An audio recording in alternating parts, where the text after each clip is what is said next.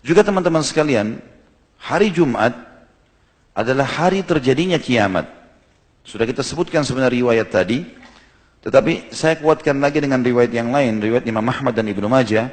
Kata Nabi SAW, penghulu hari, seluruhnya hari yang diciptakan oleh Allah, dari Senin sampai Ahad adalah hari Jumat. Dan ia adalah seagung-agung hari bagi Allah. Bahkan lebih agung bagi Allah daripada hari raya Idul Fitri dan Idul Adha. Dan pada hari Jumat itu terjadi 5 kejadian. Kata Nabi SAW, yang pertama, Allah menciptakan Adam pada hari itu. Yang kedua, Allah menurunkan Adam ke dunia pada hari itu. Yang ketiga, pada hari itu Allah mewafatkan Adam. Yang keempat, pada hari itu tidak ada satu saat di mana seseorang berdoa kepada Allah kecuali Allah akan kabulkan selama ia tidak meminta yang haram. Dan yang kelima, pada hari itu akan terjadi hari kiamat. Tidak ada malaikat yang dekat dengan Allah. Langit, bumi, angin, gunung-gunung, lautan, bahkan seluruh makhluknya Allah kecuali mencintai hari Jumat. Kemuliaan yang luar biasa.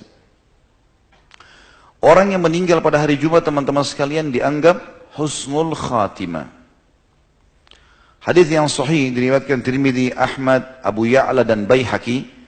Kata Nabi SAW, "Ma min muslimin yamutu yawmal jum'ati aw lailatal jum'ati illa waqahu Allahu fitnatal qabr."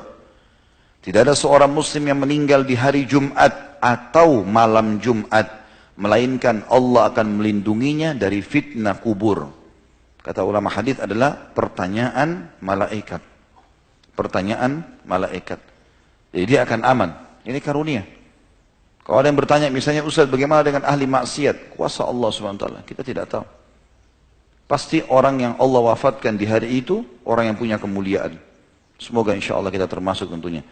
Karena semua orang juga akan meninggal dunia. Mati bagi seorang muslim adalah pintu untuk menuju kepada kehidupan abadi. Maka dia merindukan kematian. Dan Allah mengajarkan kita untuk mati yang terbaik. Mati syahid, mati hari Jumat, mati malam Jumat. Maka kita wajar meminta itu. Ya. Allah SWT akan memilih hamba-hambanya yang akan meninggal pada saat itu. Juga kalau teman-teman mau mendapatkan keutamaan sedekah yang paling afdal itu di hari Jumat. Apa saja kita mau keluarkan hari Jumat. Itu sedekah yang paling baik. Dan Alhamdulillah di Indonesia peluangnya luar biasa ini. Karena di hari Jumat menumpuk banyak orang-orang miskin di sekitar masjid minta sumbangan. Ada orang begitu lihat orang miskin lari menghindar. Kenapa menghindar? Ya. Kasih kepada mereka. Nanti dikeroyokin Ustaz. Baik, mumpung dikeroyokin sama orang-orang yang bisa mendatangkan rezeki buat kita. Kalau kita dikeroyoki oleh ahli maksiat, wajar kita lari. Masa kalau dikerumuni sama perempuan mau? Ya, ini yang bujang-bujang nih. Ya. Tapi dikerumuni sama orang miskin, itu sebuah karunia. Bahkan kata Nabi SAW dalam hadis sahih riwayat Imam Ahmad, "Innama turzaquna li fuqara'ikum." Kalian malah diberikan rezeki dari orang-orang miskin kalian. Hadis tentang dilipat gandakannya pahala sedekah di hari Jumat adalah hadis riwayat Abi Syaibah, Ibnu Abi Syaibah. Kata Nabi SAW, "As-sadaqatu tudha'afu yaumil jum'ah." Sedekah yang dikerjakan pada hari Jumat akan dilipat gandakan pahalanya. Selain daripada semua tadi itu teman-teman sekalian, juga dianjurkan pada hari Jumat, selain sholat, mandi tadi dan seterusnya rentetannya, berdoa, juga dianjurkan untuk membaca surah Al-Kahfi. Sebagaimana sabda Nabi SAW dalam hadis yang dihasankan oleh para ulama hadis, kata Nabi SAW, siapa yang membaca Al-Kahfi di malam Jumat, maka Allah akan memberikan cahaya wajahnya antara dia dengan Baitul Atiq. Kata sebagian ulama hadis adalah Ka'bah. Maknanya, kata sebagian ulama, Allah akan mempermudah orang yang rutin membaca Al-Kahfi di malam Jumat untuk sering mendatangi Mekah. Baik itu dengan umrah atau haji. Dikarunia dari Allah SWT. Ada riwayat yang lain, dihasankan juga oleh para ulama hadis, siapa yang membaca Al-Kahfi di hari Jumatnya, maka Allah akan selamatkan ia dari fitnah Dajjal. Lalu bagaimana kita menggabungkan keduanya? Dirincikan oleh para ulama. Yang pertama, pendapat mengatakan, Jumat itu sudah dihitung masuk mulai maghribnya Kamis. Makanya dinamakan malam Jumat. Makanya orang kalau melihat hilal awal Ramadan, dilihatnya setelah maghrib, kan gitu. Maka ini sudah dianggap Jumat. Berarti orang kalau mau menggabungkan kedua hadis, dia boleh baca di malam Jumat sudah masuk maghrib, atau dia membaca hari Jumatnya besok. Dia mendapatkan kedua keutamaan. Dia dapat keutamaan cahaya wajahnya, ya, panduan untuk dia akan sering mendatangi Mekah, ya, atau Ka'bah, dan yang kedua adalah dia bisa mendapatkan keutamaan selamat dari fitnah Dajjal. Pendapat yang lain mengatakan kalau seorang muslim mau memiliki cadangan keutamaan, ya, dia punya tambahan ekstra, tambahan pahala, maka dia melakukan keduanya. Di malam Jumat dia baca, di hari Jumat juga dia baca. Maka ini keutamaan. Juga dianjurkan untuk memperbanyak salawat kepada Nabi alaihi salatu wassalam. Hadis sahih riwayat Imam Muslim. Tadi sudah sempat saya singgung hadis ini, kata Nabi SAW, hari Jumat adalah hari yang terbaik sepanjang terbitnya matahari. Maka perbanyaklah salawat untukku, karena salawat kalian dihantarkan kepadaku. Hadis ini riwayat Muslim dan Ibnu Majah. Kemudian juga selain daripada itu, hari Jumat dianjurkan seorang muslim untuk memperbanyak semua jenis amal saleh. Ada sebagian ulama teman-teman menyebutkan sampai 100 keutamaan hari Jumat. Tetapi memang tidak bisa kita sebutkan semuanya karena kebanyakan masuk dalam globalnya penjelasan tadi, atau memang ada yang mendatangkan beberapa riwayat yang dilemahkan oleh para ulama. Intinya memang sangat luar biasa hari Jumat itu. Semua jenis ibadah, zikirnya, baca Qur'annya, silaturahim keluarganya, apa saja, maka itu akan sangat baik. Termasuk mencari rezeki.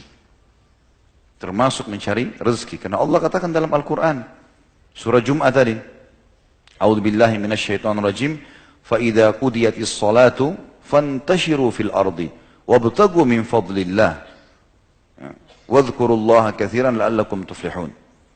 Kalau selesai sholat Jumat, menebarlah kalian di muka bumi dan carilah karunia Allah. Ulama tafsir mengatakan karunia Allah, rezeki, ya, bertemu dengan orang-orang yang dicintai, silaturahim keluarga, apa saja yang membuat seseorang muslim bahagia, gitu kan. Menyebarlah di muka bumi, carilah karunianya, dan berzikirlah dengan Allah dengan zikir yang banyak. Maknanya, jalankan, aplikasikan semua perintah agama pada saat itu. Jauhi semua pelanggaran, agar kalian beruntung. Itu kata Allah subhanahu wa ta'ala. Ini karunia yang sangat besar teman-teman sekalian. Ya. Tentu ini yang terlintas di benak saya sekarang. Tentu kalau ada teman-teman juga yang sudah membaca atau punya informasi yang lebih daripada itu, insya Allah itu akan melengkapkan keutamaan Jumat. Tapi kesimpulan, Jumat punya keutamaan yang sangat besar.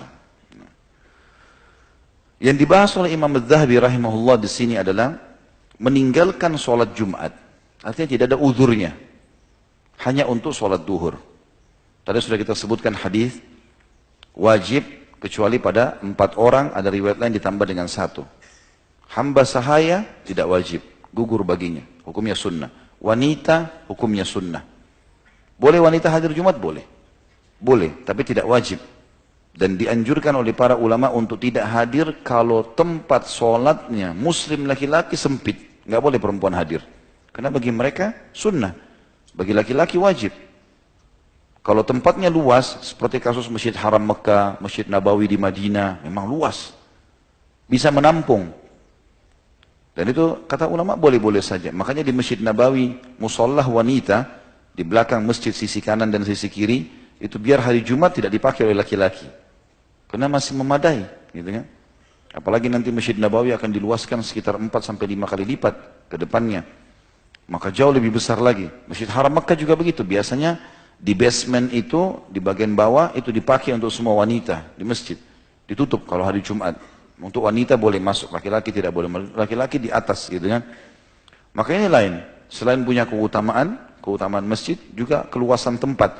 Tapi kalau sempit, maka dianjurkan perempuan tidak hadir. Lebih afdal mereka sholat Jumat. Sholat duhur. Yang ketiga, anak kecil. Artinya boleh seseorang antara kita mengajak anaknya hari Jumat. Kalau memang dia mau ajak. Misal, pas hari Jumat, hari libur kantor. Dia ingin bawa anaknya. Tidak ada masalah. Tetapi lebih afdal untuk tidak. Walaupun boleh. Ya, karena anak-anak dikhawatirkan mengambil saf. Orang dewasa yang memang dasarnya wajib bagi mereka. Kemudian sakit. Penyakit apapun yang menghalangi seseorang untuk keluar rumahnya, maka boleh dia untuk tidak hadir. Sakit perut, ya, atau apa saja penyakit, mungkin dia dioperasi, mungkin segala macam, ini gugur, dia ganti dengan Jumat. Dan di riwayat lain menjelaskan tadi musafir. Nabi SAW kalau sedang safar, maka beliau mengganti Jumatnya dengan duhur, ya, dan beliau menjamak antara duhur sama asar. Tinggal khilaf di antara ulama teman-teman sekalian, bolehkah musafir? Kalau dia lagi mau safar, dia dapat Jumat. Seperti sekarang di bandara-bandara kita pun ada dilakukan Jumat. Kita mau safar, pesawatnya misalnya jam 12:30. Jam 12:30 Jumat. Mana lebih baik kita hadir Jumat atau kita duhur asar jamak nanti? Kalau Jumat di depan mata, lebih afdal Jumat, walaupun kita safar. Khilaf di antara ulama, apakah setelah sholat Jumat berjamaah bisa jamak dengan asar atau tidak? Maka pendapat pertama mengatakan tidak boleh dia jamak. Karena belum ada riwayat dari Nabi SAW, beliau pernah Jumat lalu dijamak dengan asar. Kalau beliau safar, beliau sholat duhur asar. Gitu kan. Pendapat kedua mengatakan boleh, nggak ada masalah. Karena Jumat sama duhur sama saja sebenarnya. Jumat sama duhur sama. Gitu. Dia musafir pun dia sholat Jumat 2 rakaat, dia sholat duhur 2 rakaat, Jumat pun 2 rakaat, maka tidak ada masalah. Boleh dia menjamak. Ini alhamdulillah, selama ada khilaf di antara ulama dan mereka mengambil dari dalil yang jelas, maka boleh kita memilihnya. Dan Allah alam, kami cenderung dengan pendapat bolehnya menjamak antara Jumat dengan asar. Ya. Diangkat oleh beliau di sini Imam Adz-Dzahabi rahimahullah, hadis riwayat Imam Muslim. Dari Ibnu Mas'ud radhiyallahu anhu bahwa Nabi SAW bersabda kepada satu kaum yang tidak menghadiri sholat Jumat, "Laqad hamamtu an amura rajulan yusalli bin nas, thumma uharrika ala rijalin yatakhallafuna 'anil jum'ati buyutahum." Sungguh aku berniat untuk memerintahkan seseorang laki-laki agar mengimami orang-orang sholat. Kemudian aku keluar dan aku bakar rumah laki-laki yang meninggalkan sholat Jumat. Itu hadis ini riwayat Imam Muslim dalam kitab Al-Masajid nomor 652. Hadis ini teman-teman sekalian menjelaskan kepada kita tentang wajibnya sholat Jumat bagi orang yang tidak punya udzur, terutama laki-laki. Karena Nabi SAW ikutkan dengan ancaman, dibakar rumahnya. Ya, kalau seandainya dia tidak hadir, tidak ada udzurnya. Hanya karena sibuk main game, hanya karena sibuk ngobrol sama temannya, hanya karena sibuk mengejar makan siang di kantor, lalu kehilangan Jumat. Ini a'udzubillah, sebuah kelalaian yang luar biasa. Bahkan dalam hadis Nabi SAW yang setelahnya, riwayat Imam Muslim juga, kata Nabi SAW, "La yantahiyanna aqwamun an wada'ihimul jum'at, aw la yakhtimannallahu ala qulubihim, thumma la yakununna minal ghafilin." Hendaklah kaum yang suka meninggalkan Jumat berhenti meninggalkan perbuatan tersebut. Jika tidak, niscaya Allah akan menutup hati mereka. Kemudian mereka benar-benar menjadi orang yang lalai. Kata para ulama hadis, maksudnya lalai adalah dia akan jadi malas melakukan ibadah semuanya. Tolak ukurnya di Jumat. Tolak ukurnya di Jumat. Kalau dia suka dengan Jumat, dia cinta, dia hadir, Allah masih lapangkan dadanya untuk bisa mengamalkan semua jenis ibadah. Tapi kapan Jumat pun dia sudah lalai, maka tertutup hatinya sama sekali. Tidak akan pernah dia terpengaruh atau ingin melakukan perbuatan-perbuatan kesolehan. Juga dalam hadis yang lain, hadis ini diriwayatkan Abu Daud dengan An-Nasai. Itu tadi sebelumnya itu diriwayatkan Imam Muslim dalam kitab Jum'ah nomor 865 yang sudah saya sebutkan tadi. Allah akan menutup atau membuat hati orang itu jadi lalai kalau suka meninggalkan Jumat. Hadis yang sekarang riwayat Abu Daud dan Nasai dengan sanad yang kuat juga. Abu Daud menyebutkannya di nomor 1052, An-Nasai sebutkan di nomor 88. Kata Nabi SAW, "Man taraka thalatha jum'ain tahawunan taba'allahu ala qalbih." Barang siapa yang sengaja meninggalkan sholat Jumat 3 kali tanpa alasan karena meremehkannya, maka Allah akan menutup hatinya. Makna menutup hatinya artinya sama sekali tidak ada keinginan untuk ibadah. Sebagian ulama hadis mengatakan, 1 kali saja dia tinggalkan Jumat tanpa udzur, maka pasti Allah akan tanamkan kesedihan, kesumpekan, ya, kesempitan dada pada dirinya. Sampai dia bertaubat kepada Allah SWT. Walaupun dia sholat duhur. kecuali punya udzur syar'i, gitu ya. Sedangkan musafir saja atau orang-orang yang sakit saja kalau memang hatinya dekat dengan Allah pasti dia merasa kehilangan kalau dia tidak sholat Jumat, gitu kan. Dan subhanallah tidak ada orang yang menghadiri Jumat kecuali Allah malah sebaliknya lapangkan dadanya. Coba teman-teman kalau habis pulang Jumat, bukankah kita merasakan adalah kelapangan dada? Merasa ceria wajah kita. Tidak ada orang keluar Jumat lalu kita lihat sedih. Ceria, gembira, ngobrol yang baik-baik, semuanya jadi enak, gitu kan. Maka jangan sampai lalaikan ini teman-teman sekalian. Ya. Harusnya kita fokus. Kalau perlu, siapapun yang Allah subhanahu wa ta'ala berikan keutamaan bagi dia, misalnya dia punya perusahaan, dia punya apa saja ya, mungkin pekerjaan. Kalau ada liburan untuk orang yang pegawainya dia bisa kasihlah hari Jumat. Muliakan hari Jumat itu. Kalaupun tidak, maka hari Jumat berikan kesempatan mereka untuk menghadiri Jumat. Kita juga panen pahalanya. Kita juga panen pahalanya. Bagi teman-teman yang Allah karunia juga kelebihan rezeki, sedekah hari Jumat. Punya pegawai, berikan mereka makan gratis. Traktir teman-teman, ibadah. Itu keutamanya sangat besar sebagaimana sudah kita sebutkan tadi. Banyak sekali hadis yang berhubungan dengan masalah itu. Allahu a'lam. Semoga Allah SWT menjadikan kita yang orang yang selalu taat kepadanya dan juga menjadikan kita yang selalu menjaga ibadah-ibadah terutama Jumat pada waktunya dan selalu mendapatkan ibadah yang diberikan pahala yang sempurna. Ya Allahu a'lam.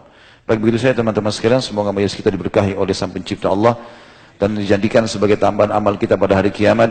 Semoga seluruh amal yang pernah kita kerjakan, yang sedang kita kerjakan dan yang akan kita kerjakan sampai menjelang ajal datang nanti diterima dengan pahala yang sempurna. Semoga seluruh dosa tidak terkecuali sekecil sampai sebesar apapun, sengaja tidak sengaja, samar ataupun nyata, kecil ataupun besar, diganti oleh Allah dengan kemahamurahannya menjadi pahala. Dan selalu kita doakan negeri tercinta Indonesia menjadi negara yang aman, tentram, damai. Semua rezekinya dibukakan oleh Allah subhanahu wa ta'ala dari seluruh penjuru negeri ini. Dan semua utang negara yang dilunasi dengan kemahamurahannya. Dan semoga umat Islam di bawah naungan ukhuwah Islamiyah, diangkat perselisihan di antara mereka, diberikan penghormatan satu sama yang lain, dan juga dalam ibadah mereka kembali kepada Al-Quran dan Sunnah. Dan siapapun yang menginginkan keburukan bagi Islam, bagi muslimin, bagi negara tercinta ini, dikembalikan tipu daya mereka kepada mereka sendiri. Dan semoga seluruh pemimpin negara ini diberikan hidayah oleh Allah untuk menjalankan tugas dan amanah mereka. Dan semoga saja seluruh warga Indonesia, muslim atau non-muslim, mendapatkan hak mereka. Dan semoga Indonesia menjadi contoh bagi negara-negara yang lain. Selalu kita doakan saudara kita di Palestina, di Syria, di Yaman, di Irak, di Myanmar, di Ahsa, dimanapun mereka berada sedang tertindas. Semoga Allah ikhlaskan niat mereka, terima para syuhada mereka, muliakan Islam di tangan mereka dan tangan kita semua, dan semoga Allah partisipasikan kita bersama mereka di pahala, baik dengan doa, dengan harta, juga dengan jiwa kita. Dan semoga Allah dengan kemahamurahannya menyatukan kita semua di surga firdausnya tanpa hisab. Mana saya dari majelis ilmu yang mulia ini. Wassallallahu nabiyana Muhammadin walhamdulillahi rabbil alamin. Subhanakallahumma bihamdika asyhadu an la ilaha illa anta astaghfiruka wa atubu ilaik. Wassalamualaikum warahmatullahi wabarakatuh.